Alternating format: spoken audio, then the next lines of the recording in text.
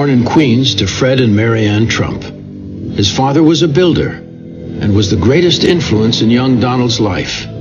He learned about leadership early at the New York Military Academy. He became captain of the baseball team and captain of the cadets. He learned the building business at his father's side while working on his degree at the Wharton School of Finance. After college, Donald faced a decision: join his father in Queens or dream big and make it in the greatest city in the world. The decision was easy. Donald's first notable project was less about renovating a building than helping the city rediscover its soul. The once great Commodore Hotel languished in a rundown neighborhood next to Grand Central Station.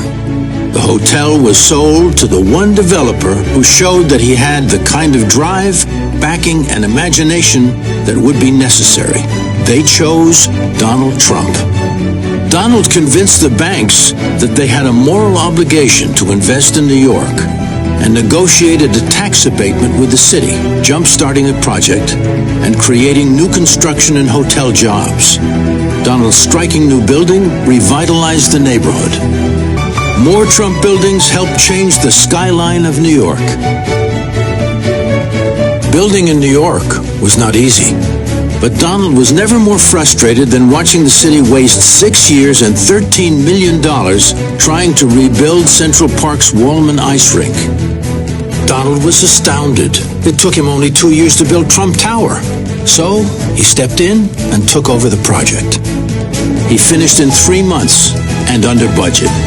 He took over another city project, tied up in red tape since 1978.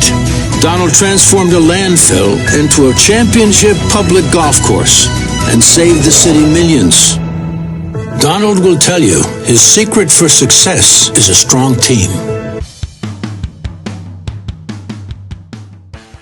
As you know, he's running for President of the United States. And as you know, when he gets elected, he will make our country great again.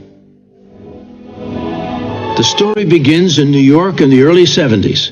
The city was on the verge of bankruptcy, but Donald looked across the river and saw not a troubled city, but a city that symbolized America's greatness. And he was committed to making it great again.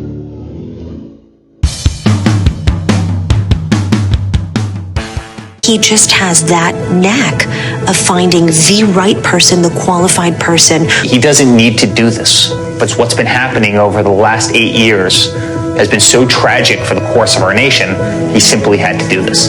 Donald Trump believes that higher education and more job opportunities will enhance the quality of American living.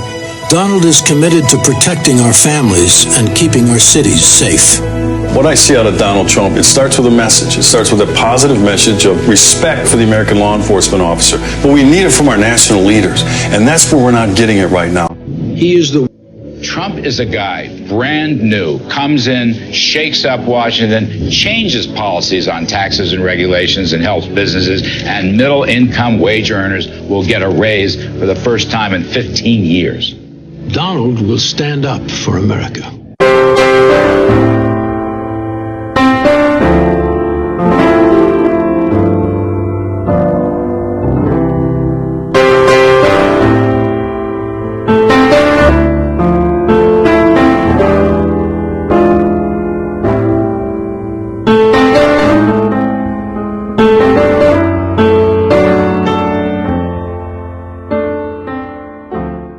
With an update on the White House transition and our policy plans for the first 100 days. I am going to issue our notification of intent to withdraw from the Trans-Pacific Partnership, a potential disaster for our country.